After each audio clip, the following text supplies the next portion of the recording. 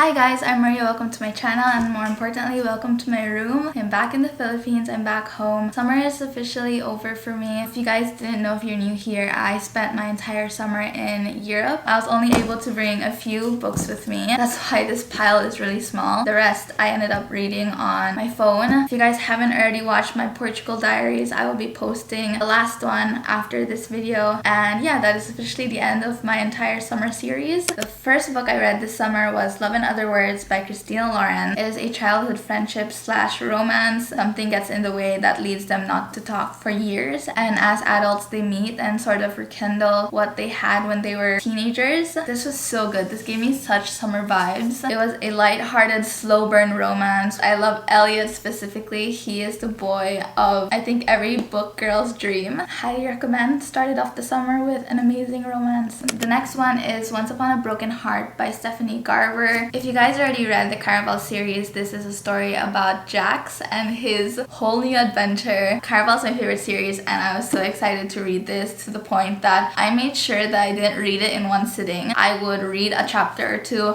put it down, won't pick it up for a few days. I think after 3 weeks I was finally able to finish it. This follows a girl, her name is Evangeline Fox, and she, well, like many others, made a deal with the Prince of Hearts, aka Jax. If you're gonna pick this up, I 100% recommend you to read the entire Caraval series. Trust me, it just builds up the entire world for you. If you want a good fantasy enemies to lovers, here you go.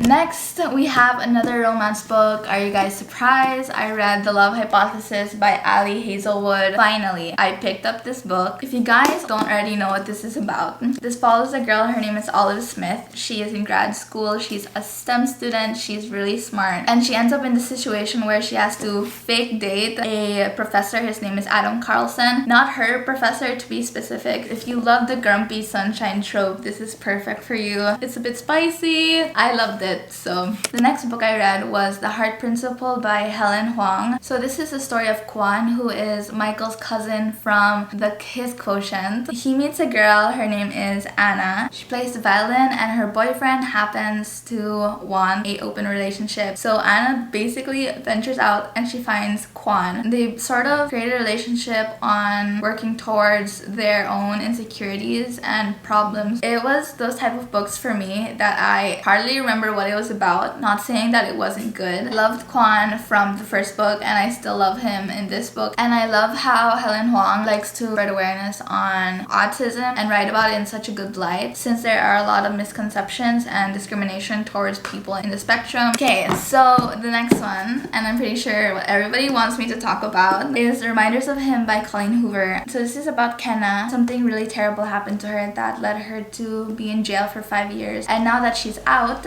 nobody will allow her to see her 4-year-old daughter. She is trying really hard to be a part of her daughter's life, even though everybody makes it really impossible for her. But somebody is kind enough to somewhat open up to her and give her a chance, and his name is Ledger Ward. This was such an emotional book. We're talking about a mother and daughter relationship, as well as a really traumatic event, and then her trying to heal from that event and meeting somebody, and there's a romance. There's just a lot going on. Okay, and my neighbor is playing a Coldplay song, so I really hope I don't get copyrighted. Okay, so the next is a series that inspired me to create a bookstagram. I just had too many feelings towards these books, so I had to just relate to somebody. The Off-Campus series, I finally read it. The first book is The Deal, which I read I think last year, but I never ended up picking up any of the other books, nor do I remember whether I liked it or not. I ended up reading the second book first, which is The Mistake. It's Grace and Logan's story.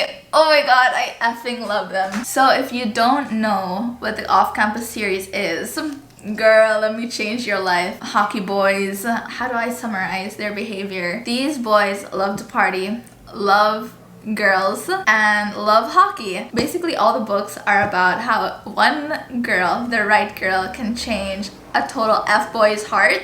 They're all super cocky. They all find the one and they change. So I'm gonna start with the first book. It's called The Deal. This is Garrett and Hannah's story. He's flunking a class, so he begs Hannah, who is very smart, to tutor him, but she wants nothing to do with him. He's like the most popular boy in school, a star hockey player. It takes a while, but she finally agrees to tutor him, and you can guess what happens next. The second book is The Mistake, which is Grace and Logan. She's a bit on the shy side and he's on the overly confident side. So yeah, they just somewhat balance each other out, and I love their relationship. They were super cute, and again, he changes his ways for her. Third book is The Score. Now this one is my absolute favorite. This is Dean and Allie. So the difference between them and Logan and Grace is that they are both confident in themselves, and Dean is like the most fuckboy out of all of them, and he would not settle down. But guess what? He meets Allie and ... So the last one is The Goal, and this is Tucker and Sabrina. She's a law student. She is super smart. She's super hot, and it is in the accidental pregnancy trope, which I know is like not everybody's favorite, but I still really liked it. I'm not really the biggest fan of that trope either, but he's a southern boy. What else can I say? What else can I say? I love the series. Check out Off Campus if you just want a lighthearted, good, spicy hockey book. Talking about Brier U, I read the first book, which follows Summer, who is Dean's sister, and Fitzy, is that his name? I'm not really sure. This one is called The Chase, and this time the boy is a gamer guy. He's on the shy type, which is not common in the off-campus series, except for Tucker. Summer is really confident, and that scares him, but what can you really do when you live in the same house as a guy that you fancy? So, and they were roommates. God, they were roommates. Okay, the next one we have is the Twisted series. Again, one of the series that I put off for too long. I'm not gonna go too much into it because I want to make an own video about this series specifically. Again, this is about a group of guys, not necessarily intertwined with each other's life, or they kind of are actually. We have the first book, which is Twisted Love. So Alex is this super rich millionaire, billionaire, and his best friend has his sister who he has to babysit because the brother is a little overprotective of her. Alex takes this so seriously that he moves in the house next to his best friend's sister because his best friend is moving across for a job. So much for protecting his sister, because they end up forming something. And that's all I'm gonna say. But trust me, it gets way more twisted than that. Like literally way more twisted. This entire series will keep you on your toes because there's so much going on. The next book is Twisted Games. This follows Bridget and Reese. Is that his name? Actually, you know what? I'm gonna stop there. I'm gonna make a really in-depth video about this series. All the girls happen to be best friends, and all the boys are somewhat intertwined in each other's lives. All the boys are like really freaking